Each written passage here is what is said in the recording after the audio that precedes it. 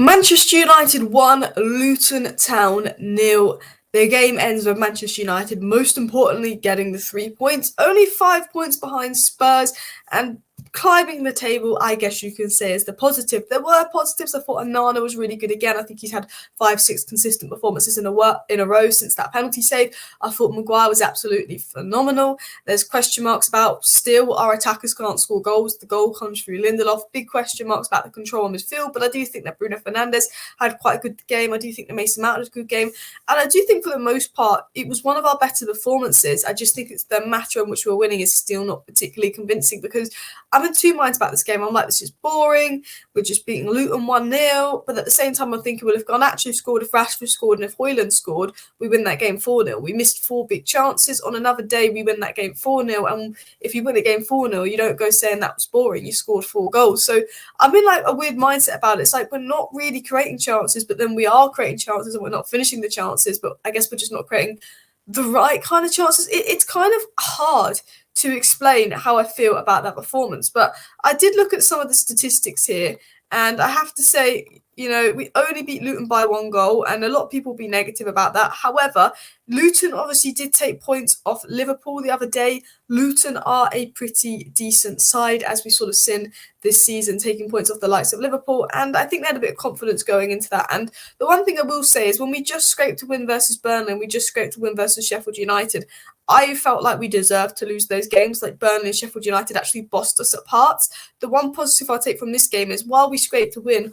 while it wasn't fantastic, I don't feel that we're ever bossed by Luton. I never really felt that Luton were going to score unless we made a silly mistake, which is something we've been consistently doing this season. Because if you look at the statistics here, Manchester United's XG is 2.12 compared to the 0.4, 65% possession. But you look at our 4 big chances missed to those 0 chances from Luton.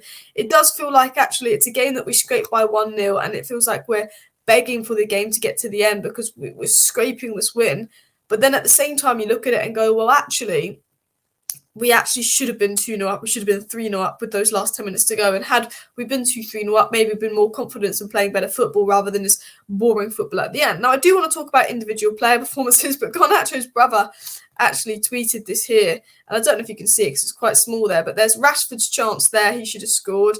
There's the Garnacho chance there, he should have scored number 2. And then Hojlund's chance there, he should have scored. And when you look at it realistically, we could have won that game 3-0. So while it was boring, while it wasn't the most exciting football, and I still think we played better football when we had 11 men versus Copenhagen, and we seem to have gone back to the old approach of playing long a little bit more. I do think it's a win. I'm going to be positive with the fact that it's a win. And I do think there were sort of positives to build off that. I do want to get into some positives about Mason Mount, about Harry Maguire, about Onana. I actually think there was a lot of positives from Hojlund despite missing a chance. But I think the big thing that stood out for me was the lack of control in midfield. And I think the Devil's DNA sort of said, along similar lines to what I was thinking. He said the problems when you're not set up to control games is that it doesn't suddenly switch when you really need it, like going 1-0 up. Since controlling by possession isn't an option, we often do most defensive thing. We drop deep and we rely on box defending, which I think invites some pressure. And I think he made a good point there. He also mentioned, could this be the reason that we concede immediately? Because we play the same way even when we're 1-0 up, when we're 1-0 down, when we're 0-0. Essentially, when we go 1-0 up, should we just play the ball around, keep the ball in the midfield more, pass it around, rather than go with this long approach? Because I think it makes us more susceptible to the opposition scoring against us, whereas other good teams, you see Pep and Man City, they just play the ball around, toy with the opposition a little bit more. And I think potentially the biggest problem at United right now for me is the lack of control in midfield, because I just think we're always sort of going long. And I thought Maguire's switch and play diagonal passes were fantastic, but we massively lack ball progressors in the midfield. McTominay is playing as a number 6 and he cannot progress the ball. I was actually sitting there thinking, you know what, Kobbie Mainoo is 6, with Bruno and Mount ahead of him might be our best option, because Kobbie Mainoo played really well with Mason Mount in pre-season as well. And I feel like I'm mad saying that because Kobbie Mainoo is an 18-year-old, but the only player that was really progressing the ball for United today was Maguire, and I think that's what we lack. I think that's why we looked good when we had 11 men versus Copenhagen, is because we were playing a lot of passes and using the midfield and progression. And then we kind of got back to the old style of playing long, switching the play, and luckily Maguire's passes were on point. Bruno created a few things, and Anthony in the final third actually made the right pass and passed it into Rashford, and Anthony came on and was decent. Because I think Garnacho had exciting moments, but I don't think it was Garnacho's best game at the end of the day. but I think the big problem is progressing the ball in midfield. However, I do want to be positive because we won the game. I'm going to try and look at it from a positive note. And I have to say, I thought Mason Mount was particularly impressive. His statistics here, 100% of his dribbles were completed, 81% pass accuracy, 33 touches, 7 out of 21 passes completed, 9 out of 10 final third passes completed, 6 out of 7 ground duels won, 6 ball recoveries, 4 out of 4 tackles won, and 1 key pass. I was relatively impressed with that Mason Mount cameo.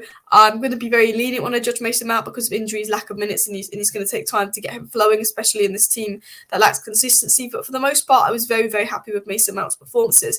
And I think that first half, it was 0-0. We'd had 75% possession. We'd had all these shots, but I felt so inspired. I said, this team lacks tempo. This team lacks energy. It looks so inspired.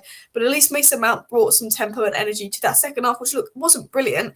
And I have to say, Manchester United somehow win, and they're the most uninspiring wins ever. It's like boring. It's like I'd rather watch a telegram. But I think Mason Mount definitely brought some energy, some legs, some intensity to that final third, which in my opinion was really, really needed in the game.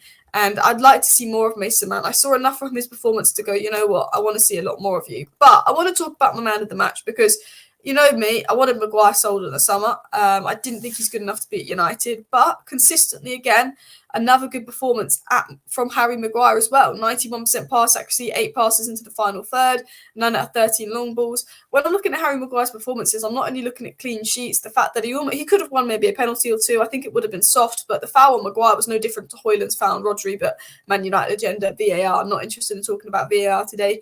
But I do think Maguire had a good game, and I think his ability to progress the ball has really helped us a little bit in Martinez's absence, because one thing that Maguire's always been good at is his ability on the ball. There's a lot of question marks sometimes around his ability and ability to defend. You know, he's kind of been compared to a clown at times and called the fridge. But one thing Maguire's always been good at is his ability on the ball. And I have to say, I was very happy with that as well. But I think the big problem at United is we do lack ball carriers. We do lack progressive passes in the team. And I think really we don't have players who can really get past the tackle in midfield. And I think we're really struggling to get from defence to attack, which I think is why we're playing long. And I think that is why we're not playing the sustainable football, because we don't potentially have the profiles in midfield because they're unbalanced. And even Ten Hag said they're unbalanced to be sort of progressing the ball. And I think Manchester United's sort of progressions in possession are one of the lowest in the league. We don't use the midfield and build up. And I think the lack of players that can carry and progress the ball. And this is why I think Maguire stands out, because he's one of the only players that can, but he's a defender. And I will have a lot of sympathy for Ten Hag because of that. I do apologise for the pause, but my throat's gone a bit here. I have sympathy for Ten Hag because I think, yes, we should be doing better. Yes, we should be doing more with the players we have. But with Ten Hag often been compared with Ange. Ange has now had one big midfield injury and 2 big defensive injuries. Ten Hag's had the whole season with defensive injuries and midfield injuries. I watched Spurs versus Tottenham. Spurs were not impressive. Spurs' midfield was so unbalanced. Spurs were playing like us without the midfield balance. I think midfield balance and the profiles you have in midfield is so important. You can argue he's brought in Amrabat. Why is he playing this lineup? We can criticise Ten Hag for the lineup he picks, but when you don't have someone that can progress the bus, carry the ball, or at least dribble the ball forward in midfield, other than maybe Kobbie Mainoo, who's very young and 18, and we shouldn't be relying on it, you do think, okay, to be fair to Ten Hag, he's not got that profile there, and it's going to be hard for him. Because at the end of the day, if we want to be positive, Ten Hag coached a 3-0 win in a weird way. Did it feel like a 3-0 win? Not at all. But we had the chances to win the game 3-0. We should have won that game at least 2-0. We got to win. We go into the international break. We're back-to-back Premier League wins, which is positive. We're catching up on points with opposition's team. And we just lack those profiles in midfield. The attackers aren't scoring goals. That's a big concern. The attackers lack confidence. But we're also, I think, because we're lacking the progression in midfield, maybe the chances we create in midfield aren't good enough at the moment. But I want to be as positive as I can. I thought Bruno had a good game. I think Hojlund's incredibly unlucky. Nothing seems to go his way. I'm worried about Rashford. He's been incredibly poor. But all the goals are coming from the defence. It's not the best, is it? Anyway, please do hit that like button. Of course, subscribe down below if you're new. Thank you for watching. See you next time. Bye.